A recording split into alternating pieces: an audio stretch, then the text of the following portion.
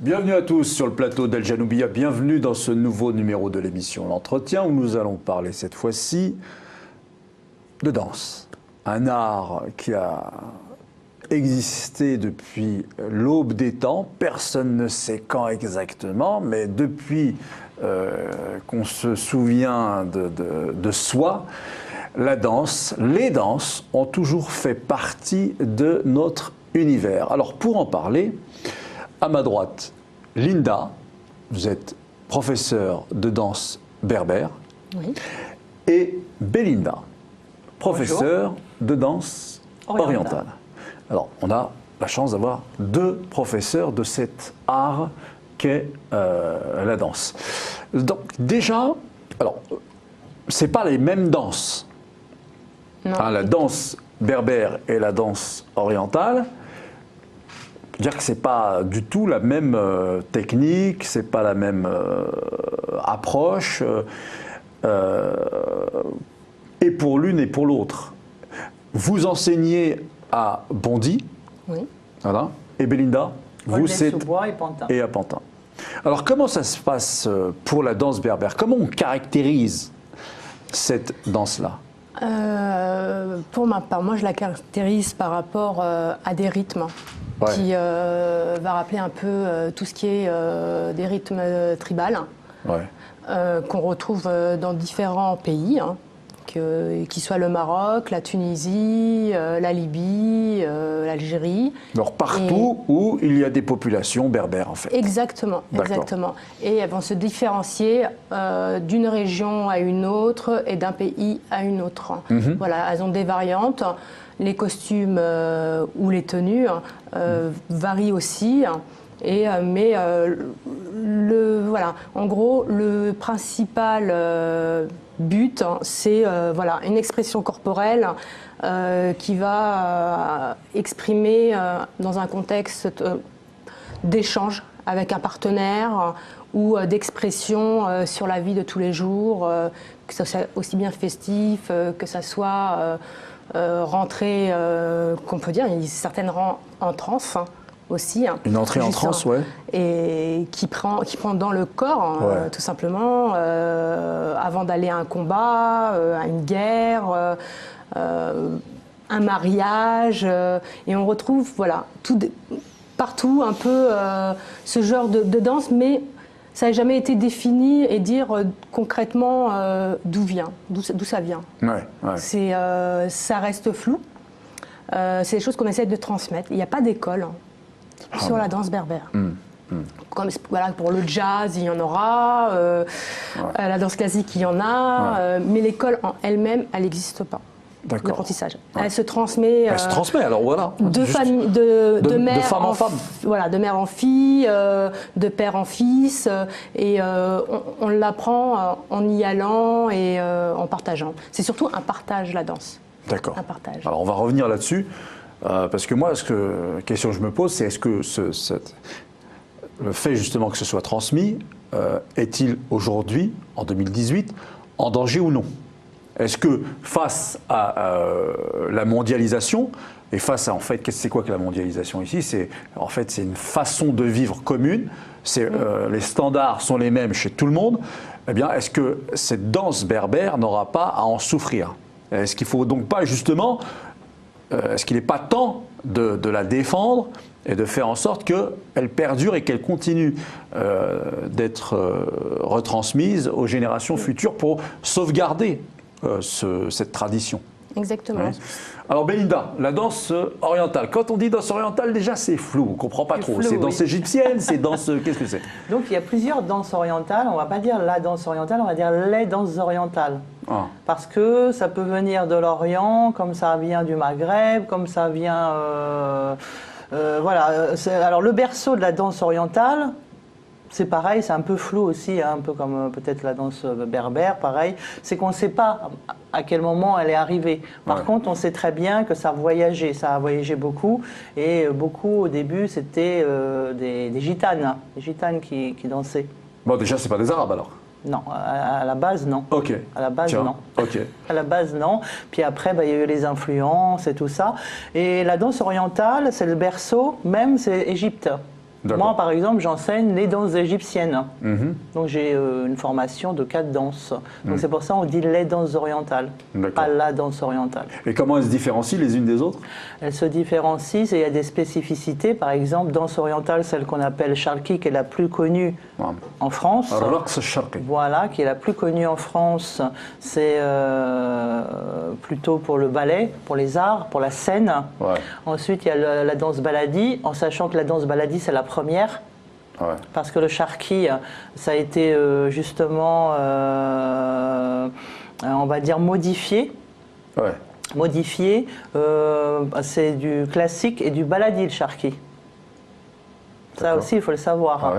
Beaucoup pensent que c'est le Sharki au début. Ouais, c'est ce qu'on croit, effectivement. C'est ce qu'on pense, alors que la vieille danse, c'est le baladi. La première danse en Égypte, c'est la baladi. Et après, il y a le charbi, qui est beaucoup plus urbain, et les drums solo. Les drums solo, c'est des danses avec au son des percussions. Donc c'est plus une danse de compétition. C'est-à-dire de compétition? C'est-à-dire un peu compétition. En fait, ça fait un peu comme les battles de hip-hop. C'est beaucoup une danse où il y a l'isolation, un gros travail technique qui se fait avec les mouvements, et c'est une danse de compétition. Comme le battle, on va dire comme, à peu près, voilà, pour donner un petit indicateur pour les gens qui suivent ce que c'est la danse orientale, c'est, on pourrait le comparer au battle de hip-hop. Il y a un jury à la fin qui dit... Oui, il y a des jurys. Alors maintenant, je vois que dans la nouvelle génération, ça se fait. Moi, je sais que j'avais instauré le battle de danse il y a très longtemps, lorsque j'enseignais au conservatoire de Sevran. Et comme je voyais que les jeunes, ils avaient beaucoup d'énergie à revendre, j'ai dit tiens, pourquoi pas faire ce projet de battle, et ça avait bien marché. Et c'est justement une compétition, et les jeunes adorent être en compétition. D'accord. Alors, il y a quelque chose, moi, qui revient souvent à mes oreilles, c'est que pour rester sur la danse orientale, je reviendrai sur la danse berbère, on peut même les comparer, c'est-à-dire que les danses berbères ont plutôt une belle image. On garde la tradition, etc. On est les gardiens d'une certaine tradition. Oui et non. Oui et non. Oui et non, parce que tout simplement, il y a des personnes qui font amalgame quand on parle de danse berbère. Et j'ai eu des dames qui me disaient, non, moi je ne viens pas danser, je ne peux pas me mettre en tenue légère. Pourquoi c'est tenue légère? Non, justement parce qu'il y a un amalgame avec la danse orientale. Ah justement, c'est ce que j'allais dire. C'est-à-dire qu'on revient sur... C'est ça que j'allais dire. Justement, alors que la danse orientale a plutôt une mauvaise image. La danse berbère, c'est le folklore, c'est la tradition. Exactement. Donc ça se fait dans tous les... comment dirais-je, les événements que vous avez dit tout à l'heure, mariage, fêtes en tout genre, etc. Voilà. Alors que la danse orientale, c'est resté quand même une image de... c'est le monde de la nuit. C'est ça. C'est le monde un peu... des clichés, la nuit, la drogue, la prostitution... les boissons alcoolisées, etc. C'est ça. Alors que c'est un peu vrai ou pas du tout? Alors non, moi je pense que c'est un mythe. Il n'y a pas du tout de vrai. Il n'y a pas du tout de vrai. C'est un mythe, en fait. C'est un mythe. Et je ne sais pas pourquoi. Ça a toujours véhiculé cette problématique. De toute façon, on a toujours tendance, nous, professeurs, les anciens et ceux qui sont au milieu, donc nous, parce qu'il y avait les anciens, les pionnières quand même ici en France. Et la nouvelle génération, je peux vous garantir qu'il n'y a plus du tout ce problème. Donc, si on leur dit la danse orientale a une mauvaise réputation, ils zappent, puis ils continuent leur passion. Voilà, parce qu'en fait, ça dépend ce qu'on met dans la tête. Parce que c'est vrai, ça a été véhiculé ça dans les familles, à mon avis, dans les familles, que la danse orientale, c'est toujours lié à la monde de la nuit. Alors que ils ont la plupart des familles, les mamans, les papas, moi je pense pas qu'ils ont dû mettre le nez dans un cabaret. Peut-être les papas. Et peut-être les papas, ça les a arrangés, cette histoire que la maman pense ça en fait. Moi j'ai l'impression plus que c'est ça. Parce que comme ça, c'est une petite stratégie, ils sont très malins. Et les femmes, comme elles écoutaient beaucoup leur mari, et elles ont fait perdurer ce mythe pendant des générations. Et puis, il y a une génération des quarantenaires, des cinquantenaires qui continuent encore à croire à ce préjugé, alors que non, les danses orientales, franchement, je peux vous garantir, parce que si c'est le monde de la nuit et tout ça, moi, professeur de danse orientale, faire une chorégraphie, je vois pas ce qui pourrait faire une chorégraphie, il y a du travail quand même. Hein. Il y a du travail. Donc voilà, il y a beaucoup de travail. Et croyez-moi que ça apporte beaucoup plus de bien-être et de confiance en soi. Et je pense pas que le monde de la nuit apporte tout ça. Moi, je crois pas. Hein. Il apporte souvent l'inverse. Donc moi, je dis toujours aux gens, venez danser l'oriental et après on en discute. Et on va discuter aussi de ce cliché. Pourquoi pas? Mais moi, ce cliché-là, je n'y crois pas. On appelle ça la danse du ventre. C'est ça. Justement, j'ai une petite anecdote sur ça, danse du ventre. Alors justement, ce qui est marrant et extraordinaire, c'est que je trouve que les clichés, ils perdurent tout le temps. Alors ça, c'est... Ils sont faits pour ça. C'est dans le sang. Hein. C'est comme si on avait mis une piqûre de cocaïne et puis on est toujours dans le vase. Hein. On est toujours là. Voilà. Alors ça vient d'où? Petite anecdote super sympathique. Alors je sais pas si... Et ça, c'est bien pour la culture. Et ça vient de qui, à votre avis? Ça vient dans du ventre de Bonaparte. Napoléon Bonaparte. Ah oui, c'est ça. L'empereur des Français. Voilà. Parce qu'il a fait, lors des expéditions, donc années 30-40, quelque chose comme ça.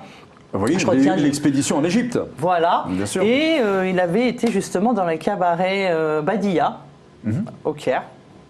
Et il avait vu des danseuses, de belles danseuses comme ça. Et il avait appelé qu'est-ce que c'est que cette belle danse du ventre?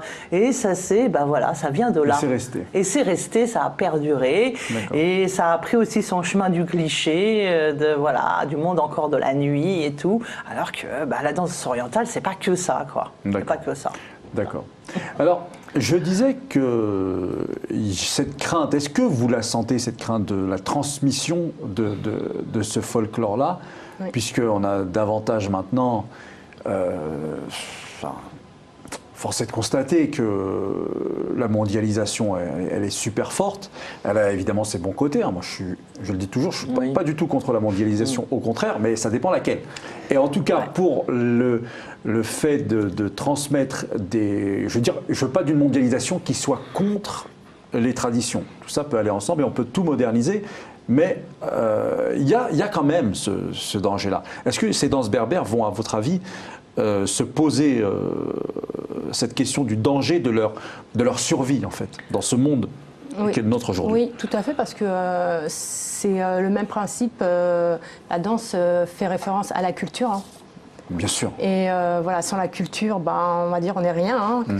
On a nos repères. Hein. Et si on n'a pas de repères, on n'avance pas dans la vie. Hein, vos élèves, elles ont quel âge, par exemple?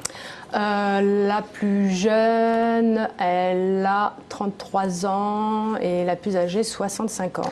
Ah ouais. Donc on est carrément dans ce que je dis, c'est-à-dire qu'elles sont où les celles qui ont 15 ans, Exactement. 16 ans? Parce qu'on peut tout à fait sortir du lycée et avoir une pratique. J'en ai eu il y a quelques années. Mais elle ne reste pas longtemps. On va dire, elle ne reste pas longtemps. C'est souvent des personnes d'un certain âge qui viennent et qui disent je suis berbère, mais je ne sais pas danser. D'accord. Et c'est un problème pour elles. Et c'est un problème. Et ils ont envie de pouvoir se retrouver et c'est cette identité, tout simplement. Voilà, il n'y a pas quelque chose, un peu de thérapie, là, qui est en fait une espèce de quête de sens de qui suis-je? Exactement, exactement. Alors, il y en a qui viennent pour le plaisir. Pour apprendre, passer un bon moment, de détente, de découverte de soi, parce que c'est pas que de la danse, hein, c'est aussi une activité sportive pour sa tête. Bien sûr, d'autres qui souhaitent faire de la scène aussi. Un bon moment. On fait quelques scènes, par exemple, sur des forums associatifs, des petites représentations pour promouvoir justement cette culture. Et j'en ai une, par exemple, qui est malvoyante. Ça fait sa 3e année. Hein. On a eu du mal à ce qu'elle y arrive, parce que c'est des techniques différentes d'apprentissage, qui est berbère.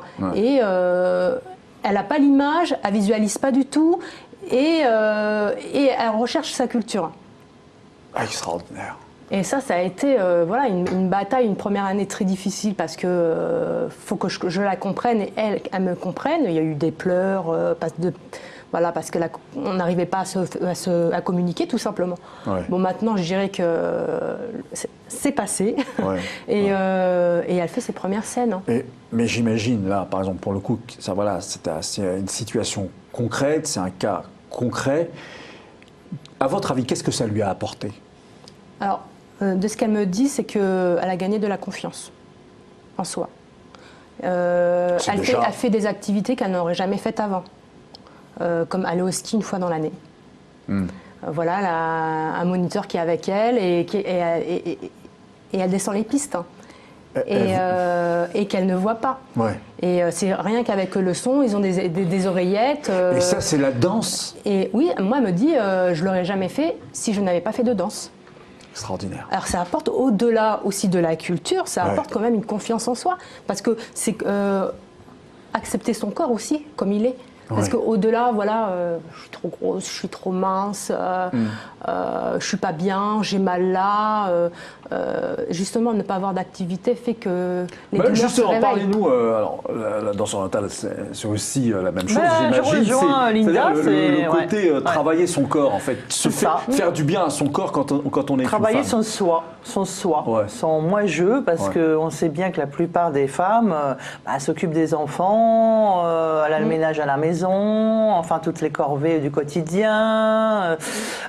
Voilà, c'est pas facile d'être maman, quoi, je veux dire. Donc après, on s'oublie. La plupart du temps, on oublie son corps, on oublie qui on est. Alors, on oublie aussi qui on est. Moi aussi, j'ai pas mal d'élèves qui viennent et qui m'ont dit, bah tiens, Belinda, grâce à la danse, tu m'as ouvert des portes que jamais j'aurais pu imaginer. Donc pour elles, vous vous rendez compte, pour eux, c'est comme s'ils avaient un corps mort. Vous vous rendez compte? C'est très fort comme mot, un corps mort.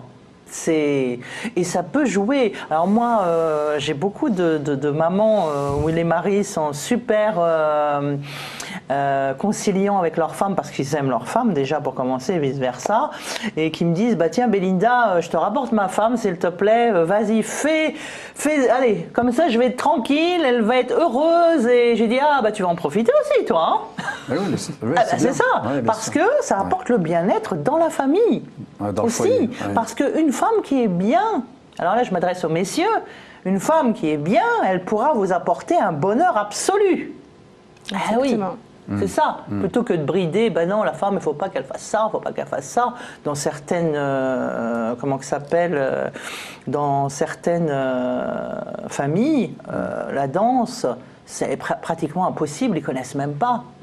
Hein, mais là ce que gagnent vos élèves, vos femmes, la confiance. Elles font aussi une activité. Alors, pour justement gagner cette confiance, elles font, j'allais dire, une activité physique. Parce que c'est, bien sûr, c'est on croit que c'est, corrigez-moi, mais je ne pense pas me tromper, mais on croit que c'est, on y va et puis c'est la fête. C'est zag, les mariages. On découvre de la rigueur. Ouais, exactement. Beaucoup de rigueur. Hein, on découvre rigueur, persévérance. Elles sont fatiguées, mais non, il faut reprendre parce que tu fais pas bien ça, il faut mieux le faire. C'est un développement personnel. Tu triches. C'est ça. Parce qu'il y en a qui trichent aussi. C'est vrai. Hein. Oui. La tricherie existe en dehors. C'est marrant. C'est comme au football. Quelqu'un qui fait semblant de... C'est ça, de faire semblant. L'entraîneur le voit tout de suite. On le voit, bien sûr. On l'a fait. Au début, on laisse, mais après... Je ne sais pas si tu te souviens, mais on avait travaillé un projet ensemble où on avait fait découvert de la danse orientale, Charbi. Exactement. Charbi et la danse berbère. Et on avait fait une conférence aussi. Et on terminait par une conférence. Et on a fait ça pendant un mois. C'était juin ou juillet. Oui, juin. Et une fois par semaine, on accueillait... et gratuitement. Voilà, pour leur faire découvrir. On leur fait découvrir chacun 3/4 d'heure de danse, terminé par une conférence, d'où venait la danse, qu'est-ce que ça pouvait apporter. Elle posait des questions, elle s'interrogeait. Elle s'intéressait beaucoup en plus. Et, en fin de compte, c'était pas forcément de proposer un cours lambda comme on avait l'habitude, et puis faire le rapprochement, qu'est-ce que c'est notre danse, parce que avec tous les amalgames qu'il peut avoir, les préjugés, et c'était leur ouvrir l'esprit à ça. Et bon, c'est des choses qu'on souhaite aussi encore. Et d'ailleurs, ça m'a fait remarquer qu'ils avaient le sourire après. Alors ça, je ne sais pas si tu t'en souviens, ça c'est des choses comme ça, au-delà de faire nos activités de cours de danse, on essaye d'apporter un lien, peu plus un partage, l'enseignement. Ouais. Eh oui. Non, mais... Voilà, c'était ouvert. Et il y avait des mamans qui venaient avec leurs enfants. Ouais. On avait aussi. Ouais. Et ça fait que. Ça, je veux dire, c'est top parce que de dire, j'emmène mes 2 filles, elles vont venir découvrir ce que c'est la danse. Et ça, c'est bien, c'est beau, c'est alors, fort. Combien ça coûte généralement, hein. Bon, alors moi... Sur une année, je sais pas, c'est sur une année. Oui, c'est sur une année, et puis c'est sur une inscription à l'année. C'est pas très cher parce que j'ai la chance, ça fait 20 ans que j'enseigne sur Aulnay-sous-Bois, et j'ai la chance d'être en partenariat avec les municipalités. Donc ce qui veut dire c'est subventionné, c'est-à-dire les salles sont offertes. Ça veut dire qu'on ne paye pas de location. Donc ce qui nous permet par rapport à Paris, où ils louent malheureusement les salles, mes autres collègues louent des salles, c'est pour ça que on dit toujours la danse c'est cher. Hein? Et nous, non, on a quand même cette chance-là. Par exemple, à l'année, c'est 200 € à l'année, 1 heure par semaine. Okay. Bon, évidemment, il y en a, ils peuvent prendre 2 heures, 3 heures, selon la motivation du moment. D'accord. Voilà. L'objectif. Oui. Hein, si on veut participer à des... C'est ça. Pareil pour les danses berbères? C'est le même ordre de tarif? Alors nous, c'est pas du tout le même prix. Voilà, c'est dans le milieu associatif, toujours. Les salles, c'est la municipalité qui nous les prête, justement. Mais nous, sur Bondy, on a une population qui n'a pas forcément le budget pour pouvoir s'offrir des danses. Nous, on fait des activités à 90 € l'année. D'accord. Et des prix préférentiels pour les adhérents de l'association. Très bien. Ouais. Pour finir, est-ce qu'il y a des projets en vue, justement? Vous parliez de chorégraphie. Pas mal de projets, oui. Donc, les projets, je suis dans une création, là, bientôt, sur un autre registre. Ouais. Et ça sera de la création danse-fusion. Donc, évidemment, j'en dirai pas plus parce que c'est une petite surprise, on verra. Et sinon, pour les élèves, il y a toujours leur spectacle de fin d'année, il y a toujours des actions en direction de la Journée de la Femme au mois de mars, il y en aura un bientôt là. Et puis, si on veut me découvrir, le site internet. Alors, voilà. C'est quoi le site internet? Donc c'est www.bilinda.com. Bilinda avec 2 E. Avec 2 E, voilà. Exactement. Bilinda.com. Voilà, il y a toutes les informations. Et Linda, si on veut s'inscrire chez vous? Alors soit vous passez via les réseaux sociaux, sur Facebook, où vous écrivez ASIREM, A2SIREM, c'est le nom de l'association, sur Bondy. Vous avez les modalités, les différents événements qu'on organise, parce qu'au-delà des activités de danse, on propose d'autres activités au sein de l'association. D'accord.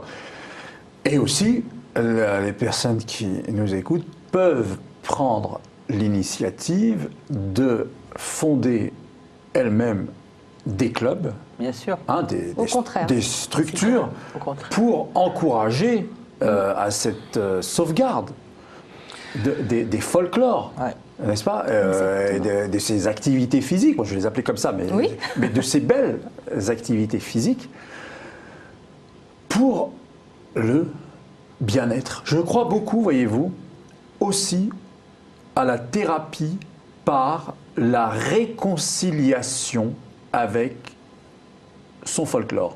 Se retrouver avec soi, parce que ce monde moderne, qui est le nôtre aujourd'hui, cette mondialisation, va de plus en plus nous enseigner finalement qu'on est un individu comme ça qui sort d'un chapeau, qui est balancé dans la grande ville. Exactement. Et il n'a ni d'avant, ni d'après. On sait pas. Alors, il a que de la... Mais il ne sait pas d'où il vient, en fait il vient de nulle part. Et ça, c'est la destruction psychique assurée, surtout, à mon avis, je reçois beaucoup de gens qui, à partir de 40 ans, c'est la crise absolue. Ah, c'est ça. La crise absolue. J'ai remarqué ça. Ouais. Et donc, se réconcilier avec soi, c'est aussi aller redécouvrir un petit peu quel était, par exemple, le folklore de ma grand-mère. Exactement. En fait, compte, dans le XXe siècle, tout ça s'est perdu. Ouais. Et nous, moi, je le retrouve. Alors, je pense que c'est une date. Tu me dis hein, si c'est ton cas aussi. Mais quand les élèves arrivent, les élèves apprennent une danse, une chorégraphie, en fait, compte, elles dansent en solo. Elle danse toute seule. En fin de compte, il n'y a aucun, il y a aucun contact avec le partenaire avec qui elle va danser, l'échange qu'il va avoir. Est-ce qu'il va y avoir une cohésion entre un groupe, 4, 5, 6 Ils ne prêtent pas attention à l'autre personne. Et on voit l'évolution, c'est de dire, mais quand tu danses pas seul. Hein. Justement, tu danses avec quelqu'un. Il faut que tu fasses attention à la personne qui est à côté de toi. Et l'autre, elle fera aussi attention. C'est pour qu'il y ait une osmose, une harmonie, un échange entre... voilà, exactement. Et s'il n'y a pas la cohésion, on la ressent même dans les chorégraphies. Voilà, il n'y a pas le sourire, il n'y a pas, c'est pas harmonieux. Et même si c'est appris et les pas ils sont bien posés, on ne le ressent pas comme on devrait le ressentir et le voir. Et ça, c'est très important. En danse orientale, nous, c'est différent parce que maintenant, la danse orientale, elle a pris de l'essor. Elle devient de plus en plus technique. On a nos réseaux. Donc maintenant, c'est pris avec beaucoup de sérieux, la danse orientale. Alors, il faudrait faire attention à ce que ce ne soit pas non plus pris trop au sérieux pour que ce soit plus joli. C'est ça. Donc, oui, mais tu as raison parce que justement, alors c'est ce que je dis à mes élèves, arrêtez d'être trop technique. Vous oubliez votre émotion. Donnez votre émotion. Parler avec la musique, avec le cœur, parce que ça devient de plus en plus technique. Vous allez voir d'ailleurs les danseuses où c'est de beaucoup de technique, c'est en Ukraine et en Russie. Les danseuses orientales. Et nous, on n'a pas le même problème. Je comprends la problématique que tu peux avoir, mais ça, je l'ai eu, parce que ça aussi, il faut parler de ça aussi, Nader, c'est que j'ai instauré la danse orientale dans les quartiers populaires, là où l'art de la chorégraphie n'existait pas. Parce qu'il n'y a pas longtemps, parce qu'en fin de compte, la danse, il faut parler des danses telles qu'elles sont, c'est quand même pour un public d'élite. La danse. Donc il faut qu'ils aient une culture, un enseignement, ça coûte cher. C'est vrai qu'ils ne viennent pas souvent, et ça je l'ai connu avant. Moi, ce que tu es en train de dire.